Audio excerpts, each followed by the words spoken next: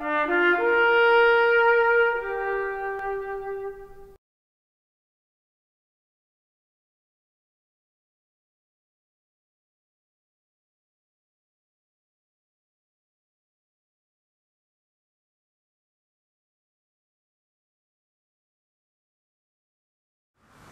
suis née en Gaspésie, les Méchins-Comté-de-Matane, en 1922. Mon père Hector Bouchard, ma mère Anne Pelletier. Puis on était cultivateurs. Puis comme il n'y avait pas, les gars, c'était toujours des filles qui naissaient, mon père était découragé, je faisais le petit gars d'affaires. Mon père est décédé en 1932. J'avais 10 ans, 9 ans. Comme il fallait qu'on avait 3 fermes qu'il fallait que tout marche, que j'étais un petit gars de la ferme qui savait toutes les bornes de la terre. Alors, au lieu d'aller à l'école, moi, au mois de mai, puis ça, j'arrêtais l'école, je guidais les hommes. Ça. Puis quand ma mère est morte, en 1936, on est resté orphelins. Alors, dans ce temps-là, c'était que les plus jeunes ont été adoptés. Puis comme on était 3, là, puis il restait les plus vieilles, les filles, on s'était allé à l'orphelinat de Rivière-du-Loup. On logeait sur un sous-ministre qui nous avait une grosse propriété, une maison de campagne et tout. On gardait pour le temps des vacances, disant que j'aidais dans la maison. J'étais bien correcte. J'aidais à la vaisselle, puis tout ça, je faisais l'ouvrage. Puis pour le temps des vacances, au lieu de m'en aller à l'orphelinat.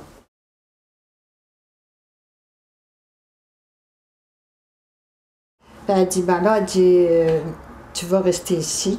Puis elle dit, tu vas travailler. Ben moi, je lui ai dit tout bonnement, je vais rester ici. Puis je travaillais. Il y avait déjà 3 servantes dans la maison. Puis je lui ai dit, correct, mais si je reste ici, je vais être payée. Alors là, déjà, elle m'a dit, compte toi chanceuse, qu'on te garde pour ta nourriture, tu es juste une orpheline, tu ne vaux pas plus cher. Ça, monsieur, c'est gravé là pour la vie. Alors, j'ai resté là. Puis je travaillais comme servante avec la petite robe de bonne, puis tout ça.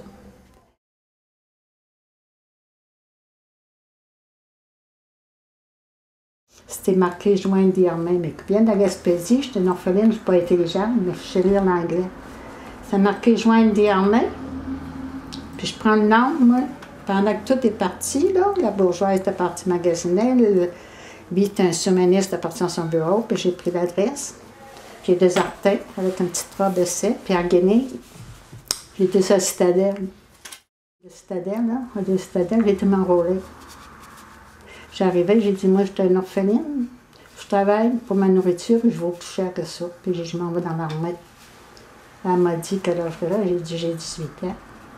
Elle a dit, si tu veux travailler, puis étudier, puis bien conduire, elle dit, il y a de l'avenir pour toi dans l'armée. Elle dit, viens-t'en ici à soir à 7 heures. Je dis, je peux pas, il faut que j'arrive à 8 heures, puis que je serve le souper.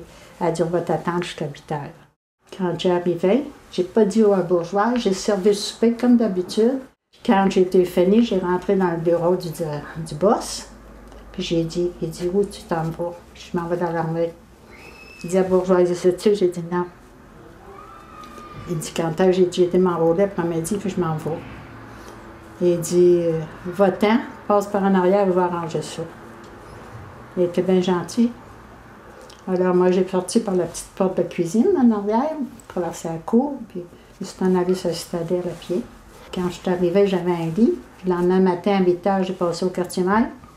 J'ai sorti du quartier-maître, j'avais 2 uniformes, un kit de bague, j'étais habillée, je me prenais pour la princesse. Quand j'étais la 124e fille à m'enrôler au Québec. J'avais un nom, un numéro, j'étais un être humain comme tout le monde. J'étais plus une orpheline ni une déchet de la société, comprenez-vous? Moi, je n'avais pas demandé que mes parents viennent meurent. Je n'ai pas demandé d'être restée toute seule.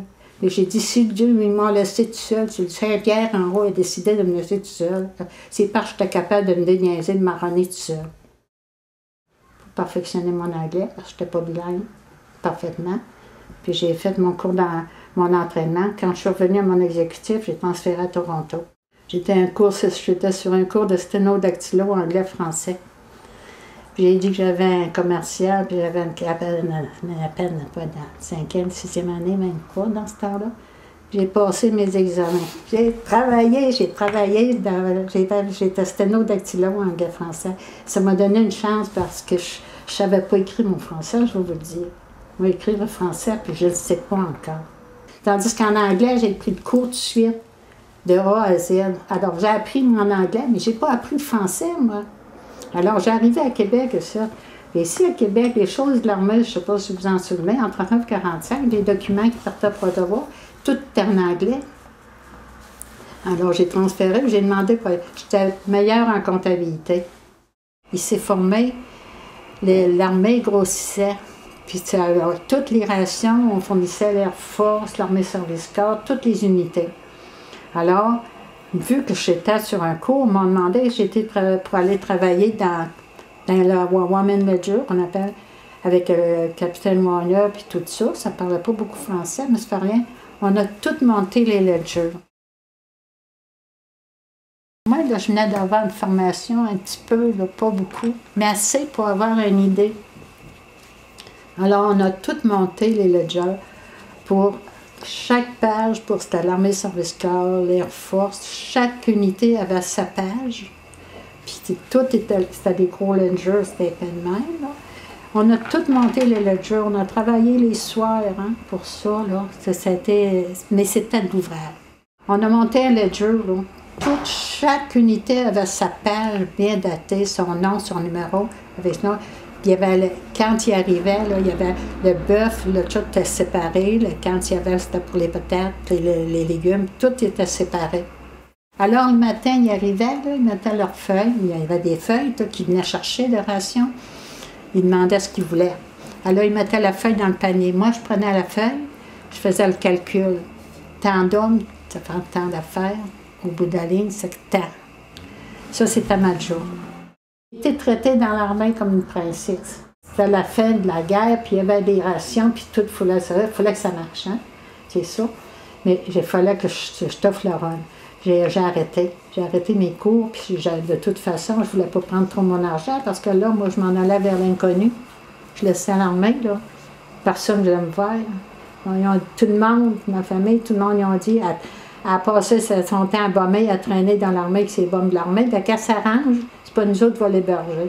Je leur ai dit, cassez-vous pas la tête, j'ai une job, je suis capable de gagner ma vie. Je me suis trouvé une chambre, je me suis en allée en chambre avec tous mes bagages.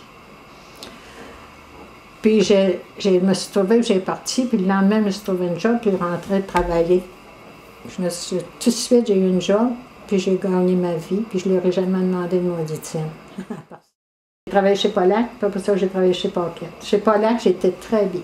C'était la première job? La première job, c'était chez Pollack. J'étais moins payée, mais chez Paquette, m'offrait un job d'assistante gérante. Moi, là, je gagne ma vie, j'ai besoin d'argent. Hein? Puis je ne pouvais pas laisser racheter des jobs. Je devenais assistante gérante de 3 départements. Il y avait de l'avancement. Bien, je restais amie avec eux autres, puis ils m'ont aidé énormément.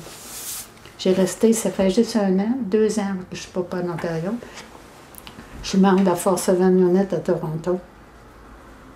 Pendant, je ne sais pas combien d'années, 40 d'années, j'ai toujours resté de membre avec eux autres.